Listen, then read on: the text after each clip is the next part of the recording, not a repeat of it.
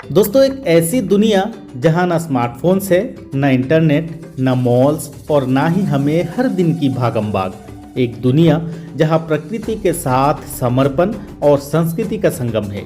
आज हम आपको लेके चलेंगे नमीबिया के दूर दराज रेगिस्तानों में, जहां हिम्बा ट्राइब अपनी यूनिक ट्रेडिशंस, अनोखे ब्यूटी रिचुअल्स और प्राचीन धार्मिक विश्वास के साथ जीवन जीती है। एक समाज जो मॉडर्निटी के प्रेशर के बावजूद अपने आस्था और जीवन शैली को जीवित रखे हुए है। तो चलिए हिम्बा ट्राइब के हिस्ट्री, कल्चर, लाइफस्टाइल और स्ट्रगल्स की रोचक और इंस्पायरिंग दुनिया में घुसकर उनकी कहानी को समझते हैं। तो वीडियो काफ़ी इंटरेस्टिंग है। अगर आपको वीडियो अच्छा लगता है प्लीज़ हमारे चैनल को सब्सक्राइब कीजिए। तो चलिए वीडियो को शुरू करते हैं। दोस्तों, हिम्बा ट्राइब की भूमिका और जियोग्राफी की अगर हम बात करें तो हिम्बा ट्राइब नमीबिया के कोकोलन रीजन में रहती है, जो देश के नॉर्थन रीजन में है।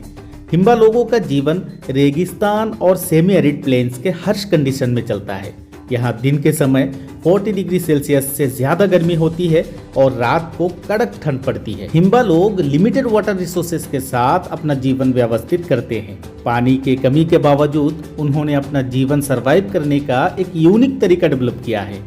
ये उनका रेगिस्तान, उनकी मिट्टी और उनकी दुनिया है जिसमें हिम्बा लोग अपने सामाजिक और धार्मिक परंपराओं के साथ जीती है। दोस्तों, अगर हम उनकी हिस्ट्री की बात करें तो हिम्बा ट्राइब का हिस्ट्री हेरेरो कम्युनिटी से जुड़ा हुआ है, जो अफ्रीका के एक माइग्रेटरी कम्युनिटी थी। 16वीं सेंचुरी के आसपास हिम्बा लोग अंगोला से नमीबिया माइग्रेट हुए। हेरेरो कम्युनिटी ने वेस्टर्न इन्फ्लुएंसेस को अपनाया, लेकिन हिम्बा लोग अपने पारंपरिक जीवन और संस्कृति को बनाए रखे हैं। हिम्बा का अर्थ है बेगर, जो उनके समय के स्ट्रगल्स को रिफ्लेक्ट करता है।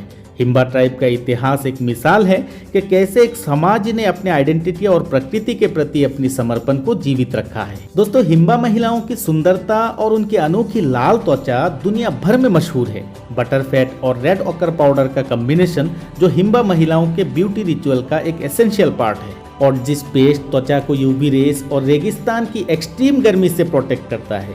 इसके एंटीबैक्टीरियल प्रॉपर्टीज हिम्बा महिलाओं की त्वचा को इन्फेक्शंस और ड्राइनेस से बचाती है। हिम्बा महिलाओं के लिए लाल त्वचा उनके कल्चरल प्राइड और शक्ति का प्रतीक है।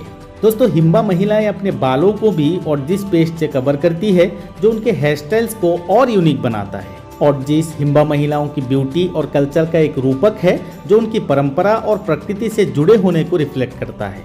दोस्तों, हिम्बा लोगों के कपड़े और ज्वेलरी उनके संस्कृति और सामाजिक पहचान का प्रतीक है।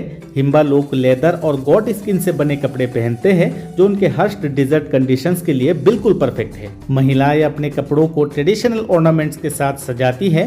बेड्स, शेशल्स और मेटल से बनी ऑर्नामेंट्स हिम्बा ट्राइब के लोग अपने सोशल और मैरिटल स्टेटस को रिप्रेजेंट करते हैं। मैरिड और अनमैरिड महिलाओं के ज्वेलरी में भी फर्क होता है। हिम्बा ट्राइब का फैशन उनके प्रकृति के साथ बैलेंस और सिंप्लिसिटी को दर्शाता है। दोस्तों, हिम्बा लोगों के हेयर स्टाइल्स उनके सामाजिक और व्यक्तिगत आइडेंटिटी को दर्शाते हैं। जवान महिलाएं इंट्रिकेट ब्रेड्स बनाती है, जो ऑर्जिस पेस्ट से कवर्ड होती है। मैरिड महिलाएं लेदर हेडपीस लगाती है, जो उनके मैरिटल स्टेटस को दिखाता है। पुरुष के हेयर स्टाइल्स कुछ अलग होते हैं। मैरिड और अनमैरिड पुरुष अपने हेयर स्टाइल्स के जरिए अपना सामाजिक स्टेटस दिखाती है। मैरिड पुरुष अपने बाल शॉर्ट रखते हैं। हिम्बा बच्चों के बालों की स्टाइल उनका जेंडर और उम्र दर्शाती है।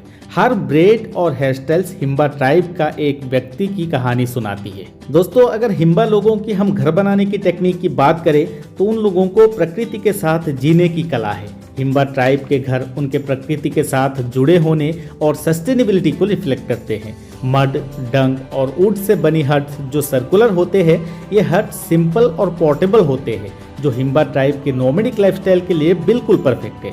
उनके घर उनकी सिंप्लिसिटी और प्रकृति के प्रति समर्पण को दर्शाती है। हिम्बा लोग स्पिरिचुअलिटी और एंसेस्टर्स के प्रति अपने समर्पण के लिए बहुत ज्यादा मशहूर है। एक कांस्टेंट जलती हुई आग जो उनका कनेक्शन उनके एंसेस्टर्स और मुकुरु, जिसको सुप्रीम गॉड बोला जाता है, उससे बनाए रखती है। यह आग हर रिचुअल का एक इम्पॉर्टेंट हिस्सा होती है और हिम्बा लोग अपने एंसेस्टर्स को डिवाइन गाइड्स मानते हैं। जो उनके जीवन में बैलेंस और गाइडेंस देते हैं।